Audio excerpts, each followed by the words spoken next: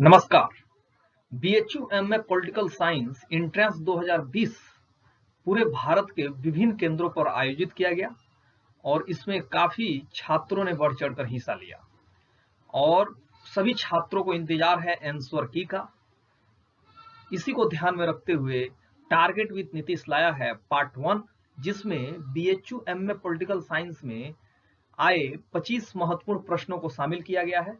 इसके अगले एपिसोड में भी 25 महत्वपूर्ण भाग होगा, महत्वपूर्ण प्रश्न शामिल किए जाएंगे और नेक्स्ट दो एपिसोड और आएंगे, उसमें जो है 35 प्रश्न शामिल किए जाएंगे। इस प्रकार कुल 120 प्रश्नों का उत्तर आपके सामने दिया जाएगा।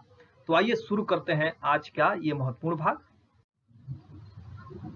निम्नलिखित में से किस देश में एकात्मक शासन प्रणाली है? इसका सही उत्तर होगा चीन, क्योंकि जो भी ऑप्शन दिया था इस प्रश्न में, निम्नलिखित में से किस देश में एकात्मक शासन प्रणाली है, उसमें चीन सबसे बेहतरीन उत्तर था और सभी देश जो थे वह संघात्मक प्रणाली वाले देशों का उदाहरण था उसमें। क्वेश्चन नंबर 2 है, कौन सा युग्म सही है? स्विट्जरलैंड। ये प्रश्न जो आपको क्लियर कर दें कि विभिन्न पार्टियों के नाम दिए गए थे और उनके देश से संबंधित दिया गया था। जैसे यूएसए का दिया था कंजर्वेटिव पार्टी, इसी तरह जो है आपका यूके का दिया था रिपब्लिकन पार्टी। तो उसमें जो सही उत्तर था वह स्विट्जरलैंड था, क्योंकि स्विट्जरलैंड के पॉलिटिकल पार्टी का जो नाम दिया गया था वह स्विट्जरलैंड से मैच कर रहा था। उसमें था कौन सा युग्म सही है, जिसमें 3 विकल्प गलत थे और स्विट्जरलैंड वाला सही था। क्वेश्चन नंबर 3 है, असहयोग आंदोलन का तत्कालीन कारण था? इसका सही उत्तर होगा खिलाफत आंदोलन। आप सोच रहे होंगे कि इसका सही उत्तर जो है आपका जलियांवाला बाग हत्याकांड होगा, लेकिन आपको बता दें कि जब आप पुस्तक पढ़ेंगे तो उसमें आप देखेंगे कि रोलेट एक्ट, जलियांवाला बाग, लखनऊ समझौता, खिलाफत आंदोलन, इन सभी को जो है असहयोग आंदोलन शुरू करने के पीछे कारण के रूप में दिया है। लेकिन खिलाफत आंदोलन को आप देखेंगे तो वह सबसे नजदीक हुआ है। यही कारण है कि महात्मा गांधी ने कहा था कि खिलाफत आंदोलन से जो है एक ऐसा अवसर के रूप में उन्होंने देखा था कि हिंदू मुस्लिम एकता स्थापित हो जाएगा। इसके कारण जो है उसके जस्ट बाद उन्होंने जो है असहयोग आंदोलन शुरू किया था। इसके कारण जो है असहयोग आंदोलन का तत्कालीन कारण क्या था? खिलाफत आंदोलन।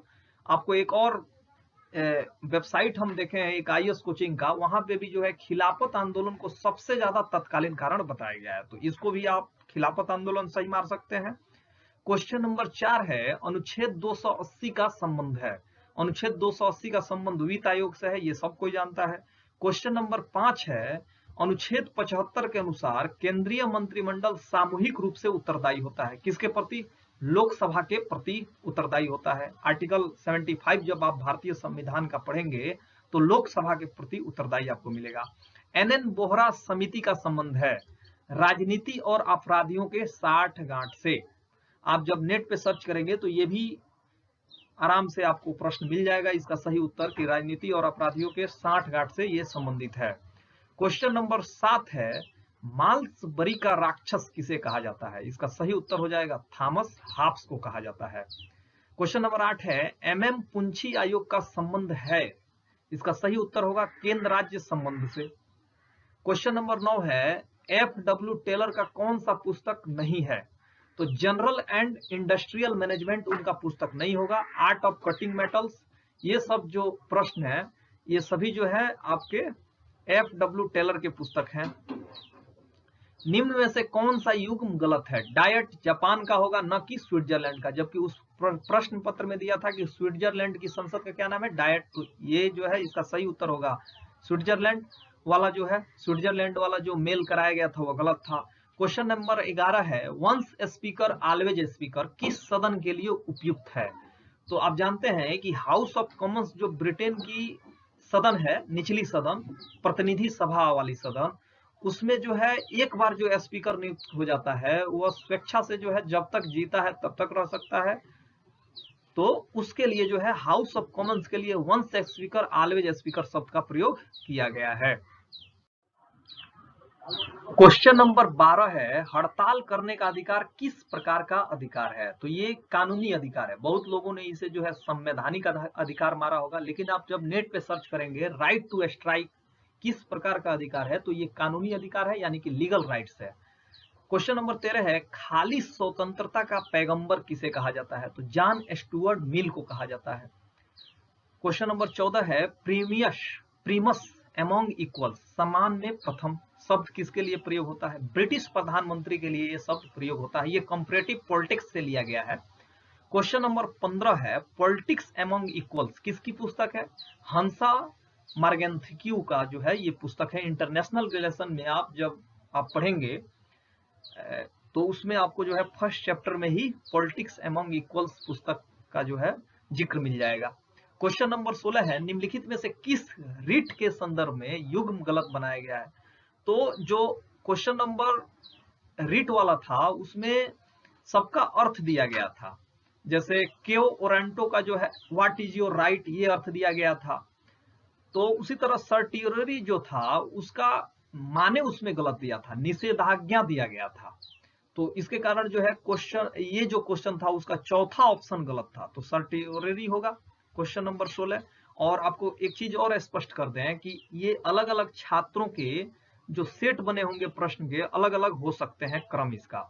और चूंकि ये कंप्यूटर पे प्रश्न पत्र सॉल्व कराया गया था बच्चों से, तो इसके कारण जो है हमारे पास पेपर उपलब्ध नहीं है, लेकिन हमें पूरे क्वेश्चन लगभग याद है। तो उसके आधार पर मैं इस एपिसोड को बना रहा हूं। हो सकता है थोड़ा बहुत जो है क्वेश्चन का जो लिखावट हो अलग हो गया हो, लेकिन भाव वही है। आप इसको मिला लेंगे तो ये जो मिलाएगा उससे भी मैच करेगा।